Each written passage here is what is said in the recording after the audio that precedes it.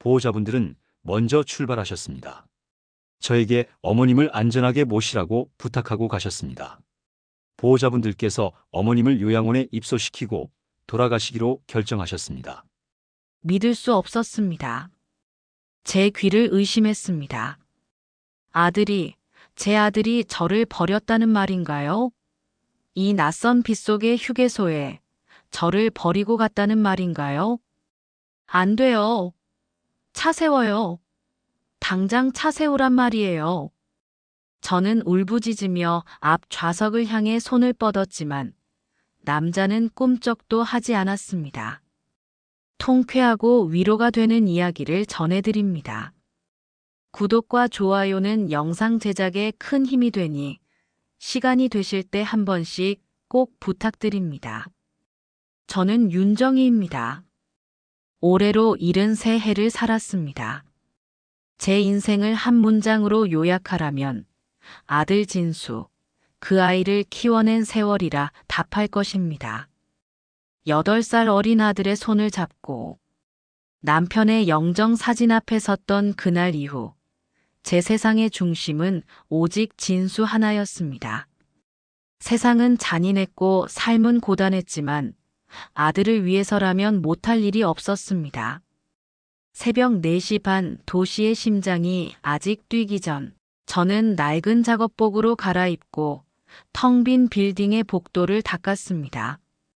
차가운 왁스 냄새가 제 유일한 새벽 동무였지요. 해가 중천에 뜨면 허름한 식당 주방으로 달려가 산더미처럼 쌓인 그릇과 씨름했습니다. 끓어오르는 땀과 음식물 쓰레기의 시큼한 냄새 속에서 저는 아들의 대학 등록금을 떠올렸습니다. 그리고 별이 뜰 무렵이면 아파트 경비실의 좁은 의자에 몸을 구기고 앉아 쏟아지는 잠과 싸웠습니다. 하루 서너 시간 쪽잠을 자는 날이 부지기수였지만 피곤한 줄 몰랐습니다. 제 고단함이 아들의 빛나는 미래를 위한 벽돌 한 장이 된다고 믿었으니까요. 제 모든 것을 쏟아부은 아들 진수는 무사히 대학을 졸업했고 누구나 이름만 대면 알만한 좋은 회사에 번듯하게 취직했습니다. 그리고 참한 규수를 데려와 제 앞에 보였지요. 며느리 수연은 처음에는 싹싹하고 다정한 아이였습니다. 적어도 제 눈에는 그렇게 보였습니다. 하지만 결혼이라는 문턱을 넘자 모든 것이 서서히, 그러나 분명하게 변하기 시작했습니다. 아들의 전화는 뜸해졌고 그나마 이어진 통화 속 목소리는 늘 무언가에 쫓기는 듯 건조했습니다. 명절이나 생일에도 회사 일이 바빠서요라는 짤막한 메시지가 전부인 날이 늘어갔습니다. 그들의 시간에 저는 점점 희미한 얼룩처럼 번져나가는 존재가 되었습니다. 매미 소리가 스러지고 귀뚜라미 소리가 밤의 주인이 될 무렵, 늦여름의 어느 날이었습니다. 잊고 있던 번호로 전화가 걸려왔습니다. 진수였습니다. 어머니, 내일 혹시 시간 괜찮으세요? 메마른 아들의 목소리가 수화기 너머에서 낯설게 울렸습니다. 왜 그러니? 무슨 일 있어?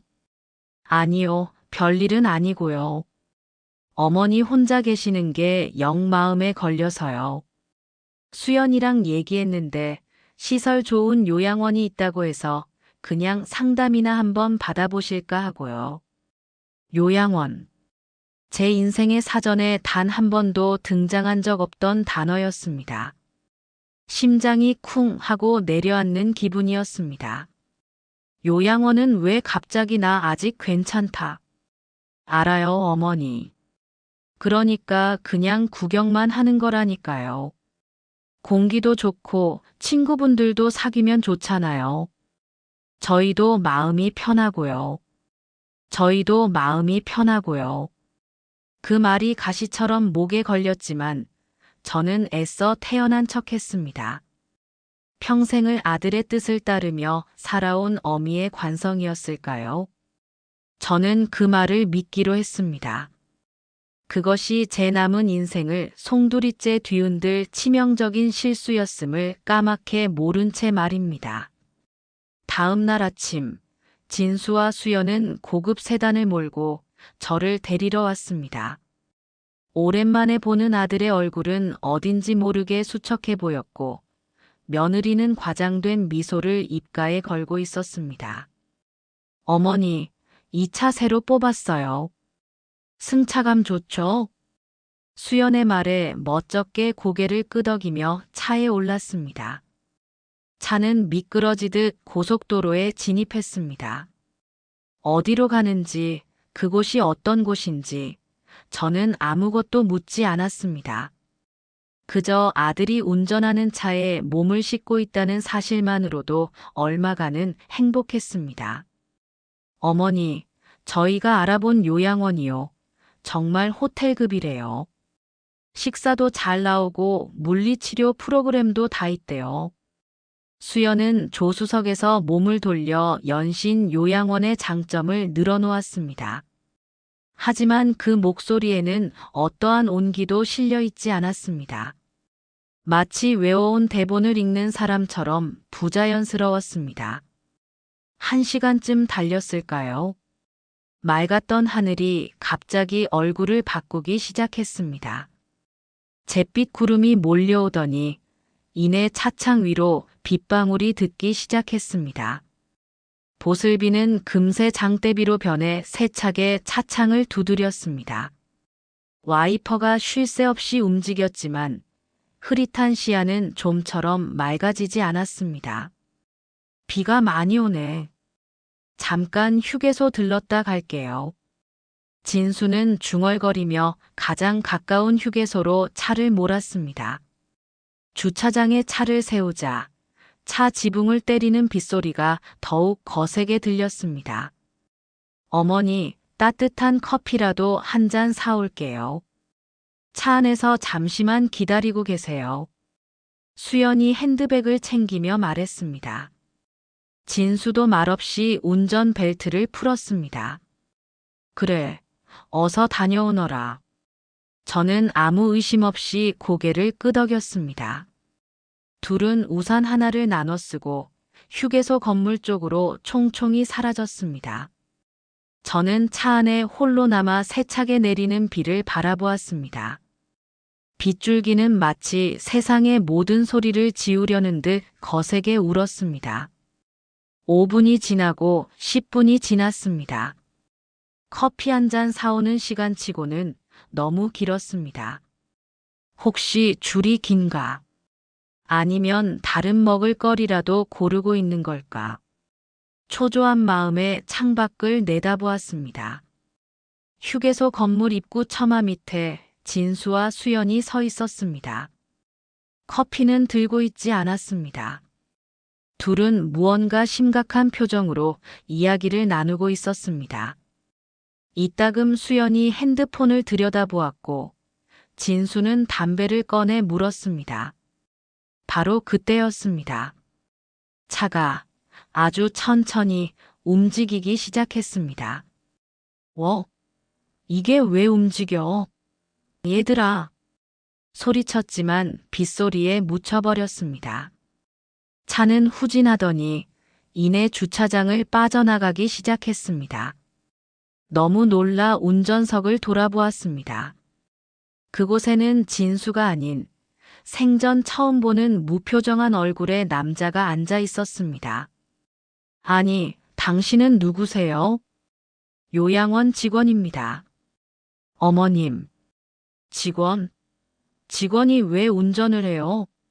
내 아들은, 우리 진수는 어디 갔어요? 남자는 백미러로 제 얼굴을 한번 힐끗 쳐다보더니 감정 없는 목소리로 말했습니다. 보호자분들은 먼저 출발하셨습니다. 저에게 어머님을 안전하게 모시라고 부탁하고 가셨습니다. 가슴이 철렁 내려앉았습니다.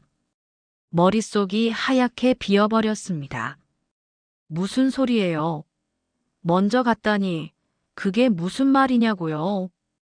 보호자분들께서 어머님을 요양원에 입소시키고 돌아가시기로 결정하셨습니다.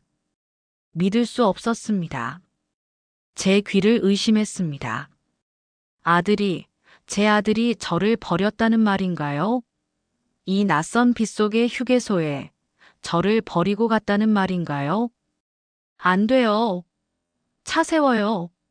당장 차 세우란 말이에요. 저는 울부짖으며 앞 좌석을 향해 손을 뻗었지만 남자는 꿈쩍도 하지 않았습니다.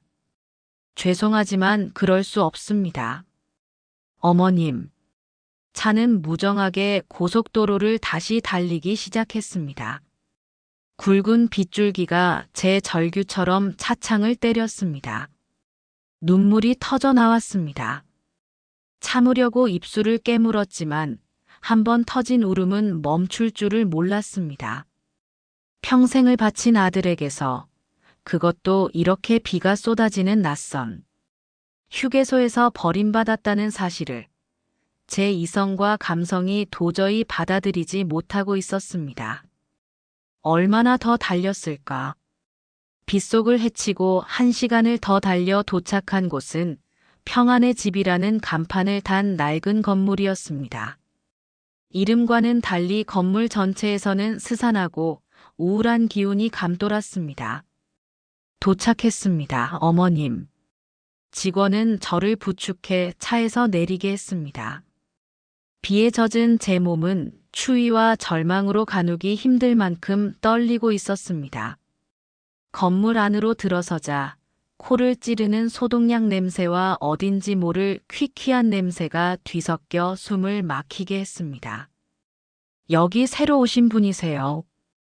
저를 데려온 남자가 접수처에 앉아 있던 다른 직원에게 말했습니다. 보호자는요? 인계하고 바로 가셨어요. 서류는 다 처리됐고요. 아, 또 그런 케이스구나.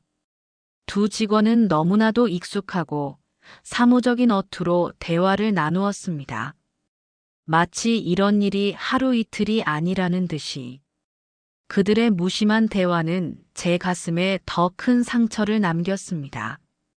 저는 윤정이라는 한 인간이 아니라 버려진 노인이라는 하나의 사례, 하나의 케이스로 취급되고 있었습니다. 좁고 차가운 복도를 지나 안내받은 방은 관처럼 답답했습니다. 창백한 벽지, 삐걱거리는 침대 하나와 칠이 벗겨진 작은 옷장이 전부였습니다. 창문은 있었지만 굳게 닫힌 창밖으로는 회색빛 담벼락만 보일 뿐이었습니다. 여기서 지내시면 됩니다. 필요한 거 있으시면 호출벨 누르시고요. 저 제 아들한테 전화 한 통만 하게 해주세요. 제발요. 내일 아침에 저희가 연락드릴게요. 오늘은 피곤하실 테니 푹 쉬세요. 직원은 제 애원을 매정하게 자르고 문을 닫았습니다. 철컥하고 문이 잠기는 소리는 제 인생의 한 막이 끝났음을 알리는 소리처럼 들렸습니다. 저는 침대 끝에 걸터앉아 소리 죽여 울었습니다. 평생을 아들 하나만을 위해 살아왔는데 그 대가가 이것이란 말인가. 다음 날 아침 무거운 발걸음을 이끌고 식당으로 향했습니다. 넓은 식당에는 이미 많은 노인들이 앉아 있었습니다. 하지만 그들의 얼굴에서는 어떠한 활기도 찾아볼 수 없었습니다. 모두가 비슷한 표정, 세상의 모든 빛을 잃어버린 듯한 공허한 얼굴들이었습니다. 그때 한 할머니가 제게 말을 걸어왔습니다. 어디가 불편해서 오셨소? 새로 오셨나 보네. 네. 자식들이 데려다 줬어요? 아니면 제 발로 걸어 들어왔어요? 아들이. 쯧쯧. 그럼 여기 뼈를 묻을 각오해야 할 거요. 자식 손에 이끌려온 사람 치고 다시 나가는 사람. 나는 못 봤어. 할머니의 말이 예리한 칼날이 되어 심장을 찔렀습니다. 배식받은 멀건국에 밥을 말아 넘기는데 한 노인이 제 맞은편에 와서 앉았습니다. 꼿꼿한 허리, 날카로운 눈매가 예사롭지 않아 보였습니다. 또 한 명, 자식한테 인생 저당 잡힌 가여운 영혼이 들어왔구먼. 저를 향해 던지는 듯한 혼잣말이었습니다. 초면에 신뢰가 많았소. 노대근이라고 합니다. 여기 들어온 지는 3년째요. 윤정희입니다. 표정을 보니 자초지종은 안 들어도 훤하구려. 비 오는 날 휴게소? 아니면 명절 쇠고 오는 길, 낯선 시골길. 어떻게 알았을까? 너무 놀라 그를 쳐다보자 그는 씁쓸하게 웃었습니다. 여기 있는 사람들, 사연은 조금씩 달라도 결론은 다 똑같소. 가족에게 버려졌다는 거. 여긴 편안한 쉼터가 아니오. 세상에서 버려진 늙은이들의 마지막 섬이지. 노대근이라는 노인의 말은 얼음장처럼 차가웠지만 그 안에 담긴 진실의 무게를 부정할 수는 없었습니다. 며칠이 지났습니다. 저는 아들이 다시 돌아와 이 모든 것이 오해였다고 말해주기만을 애타게 기다렸습니다. 하지만 전화벨은 울리지 않았습니다. 이곳에서의 시간은 느리고 고통스럽게 흘러갔습니다. 다른 노인들의 기구한 사연들을 들으며 저는 이곳이 어떤 곳인지 더욱 명확하게 깨닫게 되었습니다. 아들놈이 미국 유학 간다고 돈이 급하다고 해서 하나뿐인 집을 팔아줬지. 그랬더니 바로 다음 날 나를 여기에 쳐넣더군. 딸년 시집 보낼 때 사돈댁 보기 부끄럽다고 냄새나는 늙은 엄마는 잠시 요양원에 가 있으라더군. 그 잠시가 벌써 5년째야. 모두의 이야기가 곧 제 이야기였습니다. 그날 밤 잠 못 이루고 뒤척이며 생각했습니다. 자식은 부모의 거울이라 했는데 나는 대체 무엇을, 어떻게 잘못 키운 걸까? 삼장 깨어나는 분노. 그렇게 절망의 늪에서 허우적거리던 며칠 후 기적처럼 진수에게서 전화가 걸려왔습니다. 요양원 사무실을 통해 연결된 전화였습니다. 어머니, 어떻게 지내세요? 거기 지낼만 하세요? 너무나도 태연하고 차가운 목소리.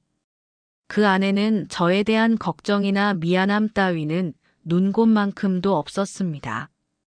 진수야, 이게 어떻게 된 일이니? 엄마한테 이럴 수가 있어. 어머니, 다 어머니 편하시라고 그런 거예요. 거기 계시면 식사도 챙겨주고 아플 때 돌봐줄 사람도 있잖아요. 저희도 안심하고 일할 수 있고요. 나중에 시간 되면 꼭 찾아뵐게요. 나중에. 그건 영원히 오지 않을 시간을 의미하는 것임을 직감했습니다. 그런데 그 순간 전화기 너머로 다른 소리가 섞여 들어왔습니다. 경쾌한 음악 소리, 그리고 맑고 높은 웃음소리. 수연의 목소리였습니다. 어머, 여보. 이 가방 너무 예쁘지 않아? 어머님이 주신 돈으로 이거 하나 사도 되겠다. 그래. 마음에 들면 사. 엄마 집 정리되면 더 좋은 것도 사줄게. 그들은 백화점에서 쇼핑을 하고 있었습니다. 저를 이 차가운 감옥에 버려두고 제 돈으로 명품 가방을 사며 웃고 있었습니다. 진수야, 너희들 지금 어디니? 어머니, 지금 바빠서요. 그럼 나중에 또 연락드릴게요. 끊어요. 뚜마이너스. 전화는 매정하게 끊겼습니다. 손에서 수화기를 놓칠 뻔했습니다. 온몸에 힘이 쭉 빠져나갔습니다. 피가 거꾸로 솟는다는 것이 어떤 기분인지 그때 처음 알았습니다. 슬픔은 순식간에 들끓는 분노로 변했습니다. 그날 저녁 노대근 씨가 제 방으로 찾아왔습니다. 헬쑥해진 제 얼굴을 보더니 모든 것을 짐작했다는 듯 나지막이 물었습니다. 전화 받았구려. 네. 뭐라 합디까? 잘 지내라고, 나중에 찾아오겠다고. 그런 레퍼토리였소. 웃고 있었어요. 제 돈으로 쇼핑을 하면서 웃고 있었어요. 노대근 씨는 깊은 한숨을 내쉬었습니다. 그럴 줄 알았소. 자식이라는 것들은 부모의 슬픔을 양분 삼아 제 행복을 키우는 존재들이니 어떻게 사람이 이럴 수가 있습니까? 윤정혜 씨, 혹시 본인 재산이 얼마나 되는지 정확히 알고 있소? 갑작스러운 질문이었습니다. 재산이라니요? 그렇소. 내게 남은 것이 무엇인지 정확히 알아야 싸움을 시작할 수 있는 법이요. 싸움이라니요? 그럼 이대로 가만히 앉아서 당하고만 있을 거요? 평생 바친 당신의 인생을 저 파렴치한 것들에게 통째로 내어줄 셈이냔 말이오. 노대근 씨의 눈빛은 활화산처럼 뜨겁고 진지했습니다. 그의 말은 제 안에 겨우 타오르기 시작한 분노의 불씨에 기름을 부었습니다. 저는 제게 남은 것들을 하나씩 떠올려 보았습니다.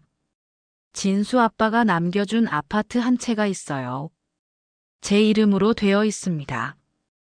또 은행에 예금도 조금 있고 진수 앞으로 들어놓은 보험도 몇 개 있습니다. 대략 얼마쯤 될 것 같소? 다 합치면 한 3억 원은 좋게 넘을 겁니다. 노대근 씨는 제 말을 듣더니 단호하게 고개를 끄덕였습니다. 그 정도면 충분하오. 싸워서 되찾을 이유도 이길 가능성도 충분해. 그날 밤부터 제 생각은 완전히 바뀌기 시작했습니다. 저는 더 이상 슬픔에 잠긴 늙은 어미가 아니었습니다. 배신당한 인생을 되찾기 위해 싸워야 할 전사였습니다. 며칠 후 노대근 씨의 도움으로 외출 허가를 받아 은행으로 향했습니다. 제 계좌부터 확인해야 했습니다. 하지만 은행 창구에서 저는 더 큰 충격과 마주해야 했습니다. 어머님, 이 계좌에 아드님 이름으로 대리인 위임장이 정식으로 제출되어 있는데요. 위임장이요? 제가 그런 걸 해준 적이 없습니다. 이상하네요. 여기 어머님 서명과 인감까지 다 찍혀 있습니다. 은행원이 보여준 서류에는 제 이름 석자가 적혀 있었지만 그건 명백히 제 필체가 아니었습니다. 진수가 제 서명을 위조하고 인감까지 훔쳐냈던 것입니다. 그리고 이미 지난주에 5천만 원이 인출되었네요. 머리를 망치로 얻어맞은 듯한 충격이었습니다. 저는 그 자리에서 정신을 잃고 쓰러졌습니다. 눈을 떴을 때 저는 요양원의 딱딱한 침대 위에 누워 있었습니다. 노대근 씨가 걱정스러운 얼굴로 제 곁을 지키고 있었습니다. 정신이 드시오? 네. 은행에서는 뭘 알아냈소? 제 돈을 아들놈이 제 서명을 위조해서 5천만 원이나 빼갔어요. 제 목소리는 절망으로 심하게 떨렸습니다. 노대 씨는 제 말을 듣고도 놀라지 않았습니다. 그럴 줄 알았소. 이제부터가 진짜 시작이요. 정신 똑바로 차리시오. 지금부터는 증거를 모아야 하오. 증거라니요? 법정 싸움은 감정이 아니라 냉정한 증거로 하는 거요. 저들이 스스로 죄를 인정하게 만들어야 해. 노대근 씨가 제 손을 따뜻하게 잡아주었습니다. 내가 돕겠소. 내가 당신의 첫 번째 증인이자 조력자가 되어주지. 정말 고맙습니다. 한 가지 알려줄 사실이 있소. 나는 은퇴하기 전에 변호사였소. 믿을 수 없었습니다. 이 초라한 요양원에서 만난 괴팍한 노인이 법을 다루던 변호사였다니. 그럼 어쩌다가 이곳에? 나 역시 당신과 똑같소. 믿었던 아들에게 전 재산을 맡겼다가 하루아침에 이곳으로 보내졌지. 법을 아는 나조차도 자식의 탐욕 앞에서는 속수무책이더군. 그의 눈빛에 스쳐가는 깊은 슬픔과 회한을 보았습니다. 하지만 나는 포기하지 않았소. 그리고 당신도 포기하게 두지 않을 거요. 그날부터 노대근 씨의 지휘 아래 치밀한 반격이 시작되었습니다. 그는 어디서 구했는지 작은 녹음기 하나를 제게 건넸습니다. 앞으로 진수와 수연을 만나게 되면 이걸 항상 켜두시오. 그들의 모든 말을 녹음해야 하오. 그들의 탐욕이 곧 우리의 가장 강력한 무기가 될 거요. 며칠 후 거짓말처럼 진수와 수연이 저를 찾아왔습니다. 저를 버리고 간 후 첫 방문이었습니다. 그들의 얼굴에는 가증스러운 걱정의 미소가 걸려 있었습니다. 제 주머니 속에서는 녹음기가 조용히 돌아가기 시작했습니다. 어머니, 그동안 잘 지내셨어요? 얼굴이 좀 상하신 것 같아요. 수연이 살갑게 굴었지만 저는 대답하지 않았습니다. 다름이 아니라 어머니. 요양원 비용이 생각보다 만만치가 않네요. 그래서 말인데 어머님 사시는 아파트를 정리하는 게 어떨까 해서요. 드디어 본색을 드러내는구나. 집을 팔자고. 네. 어차피 어머니는 앞으로 쭉 여기 계실 거잖아요. 빈집으로 두는 것보다 정리해서 요양원 비용에도 보태고 저희 생활비에도 좀. 진수가 당연하다는 듯 말을 이었습니다. 그리고 어머니 앞으로 들어놓은 보험도 전부 해지하려고요. 그 돈도 찾아야 저희가 어머니 더 잘 모시죠. 기가 막혔지만 저는 노대근 씨의 조언대로 순순히 고개를 끄덕였습니다. 알겠다. 너희들이 알아서 하거라. 제 대답에 진수와 수연은 놀란 듯 서로의 얼굴을 쳐다보더니 이내 감출 수 없는 희색을 띠었습니다. 정말요, 어머니. 역시 저희 마음 알아주실 줄 알았어요. 감사합니다, 어머니. 저희가 잘 처리할게요. 둘은 서둘러 용건을 마치고 콧노래를 부르며 방을 나갔습니다. 저는 떨리는 손으로 녹음기를 꺼냈습니다. 그들의 탐욕스러운 대화는 한마디도 빠짐없이 선명하게 기록되어 있었습니다. 노대근 씨는 녹음 파일을 듣고는 만족스러운 미소를 지었습니다. 됐소. 이제 당신의 재산을 지켜줄 진짜 변호사를 만나야 하오.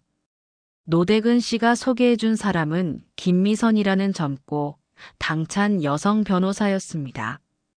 그녀는 요양원으로 직접 찾아와 제 이야기를 묵묵히 들어주었습니다. 위조된 위임장과 녹음 파일을 확인한 그녀의 눈빛이 날카롭게 빛났습니다. 명백한 사문서 위조 및 횡령, 그리고 존속 유기입니다. 이건 단순한 가족 문제가 아니라 심각한 범죄예요, 어머님. 제가 제 아들을 고소할 수 있을까요? 고소하셔야만 합니다. 어머님의 재산을 지키고 또 다른 피해자가 나오는 것을 막기 위해서라도요. 저는 결심했습니다. 제 아들을 법정에 세우기로. 며칠 후 저희는 조용히 요양원을 빠져나왔습니다. 그리고 제가 30년을 살았던 제 피와 땀이 서린 아파트로 향했습니다. 하지만 아파트 현관문은 굳게 닫혀 있었습니다. 비밀번호를 눌렀지만 문은 열리지 않았습니다. 이미 비밀번호를 바꿔버린 것이었습니다. 바로 그때 문 안쪽에서 진수와 수연의 목소리가 들려왔습니다. 엄마, 이제 요양원에 완벽하게 적응했나 봐. 집 팔자고 해도 아무 말 없는 거 보면. 다행이지. 이제 저 집 팔고 대출금 갚으면 우리도 숨통 좀 트이겠다. 당신 말대로 하길 정말 잘했어. 저는 문에 등을 기댄 채 주머니 속 녹음기의 버튼을 다시 한번 눌렀습니다. 김미선 변호사와 함께 밤을 새워 소장을 작성했습니다. 재산 횡령 및 부양 의무 불이행에 따른 손해배상 청구 소송. 제 이름으로 된 소장이 법원에 제출되었습니다. 이제 더는 돌이킬 수 없는 강을 건넜습니다. 한 달 후, 첫 재판이 열리는 날.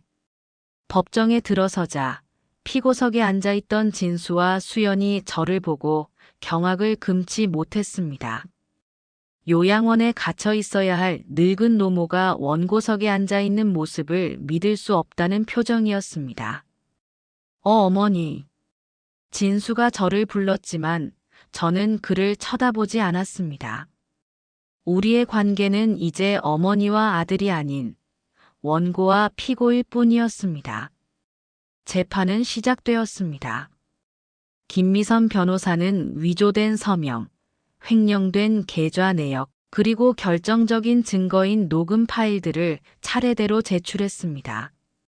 법정 안에는 진수와 수연이 저를 속이고 제 재산을 빼돌리려 모의하는 대화 내용이 생생하게 울려 퍼졌습니다.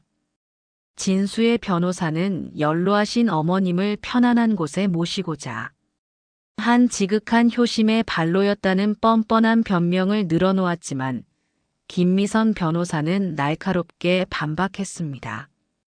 피고가 말하는 효심이란 어머니를 속여 요양원에 감금하고 그 재산을 빼돌려 명품 가방을 사고 대출금을 갚는 것입니까?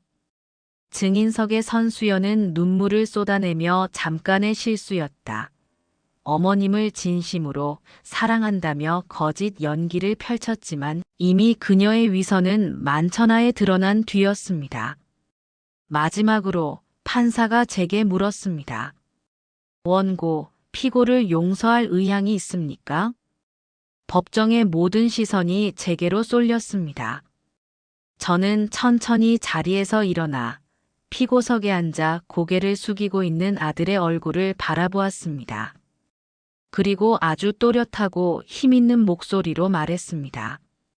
존경하는 재판장님, 저는 오늘 이 자리에서 평생을 바쳐 키운 아들을 잃었습니다. 그리고 저 아이는 제 돈을 탐하다가 결국 모든 것을 잃게 되겠지요. 잠시 숨을 고른 후 저는 말을 이었습니다. 저는 제 자식을 잃었고 저 아이는 제 돈을 잃었습니다. 그러니 이제 서로 공평해진 셈입니다. 용서할 것도 용서받을 것도 없습니다. 몇 주 후 최종 판결이 나왔습니다. 아들 진수는 사문서 위조 및 횡령 혐의가 모두 인정되어 징역 1년에 집행유예 2년을 선고받았고 횡령한 재산 전액을 반환하라는 판결을 받았습니다. 부양 의무 불이행 역시 인정되어 저에 대한 접근 금지 명령까지 내려졌습니다. 에필로그 해방의 비. 1년이 지났습니다. 저는 되찾은 제 집에서 살지 않습니다. 그 집을 처분하고 노대근 씨를 비롯해 저와 비슷한 처지의 노인들과 함께 작은 공동주택을 마련해 살고 있습니다. 우리는 서로의 상처를 보듬고 남은 인생의 든든한 동반자가 되어주고 있습니다. 노대근 씨는 종종 말합니다. 우리는 버려진 게 아니라 비로소 해방된 거야. 라고. 창밖에 봄비가 내리고 있습니다. 텔레비전에서는 제 사건을 계기로 사회적 경각심이 높아졌다는 뉴스가 흘러나옵니다. 많은 노인들이 제 판결을 보고 용기를 얻어 자신의 권리를 되찾고 있다고 했습니다. 저는 창밖을 바라보며 조용히 미소 짓습니다. 1년 전 저를 버렸던 그날처럼 비가 내리고 있지만 이 비는 더 이상 저를 절망으로 내몰지 않습니다. 과거의 아픔을 씻어내고 새로운 시작을 알리는 희망의 비입니다. 저는 윤정희입니다. 73세 나이에 저는 제 인생을 되찾았습니다. 나이는 숫자에 불과하며 꺾인 자리에서도 새로운 싹은 돋아날 수 있다는 것을 저는 제 삶으로 증명해냈습니다. 저는 더 이상 누구의 짐도 누구의 어머니도 아닌 오롯한 나 자신으로 자유롭게 제 인생을 살아가고 있습니다.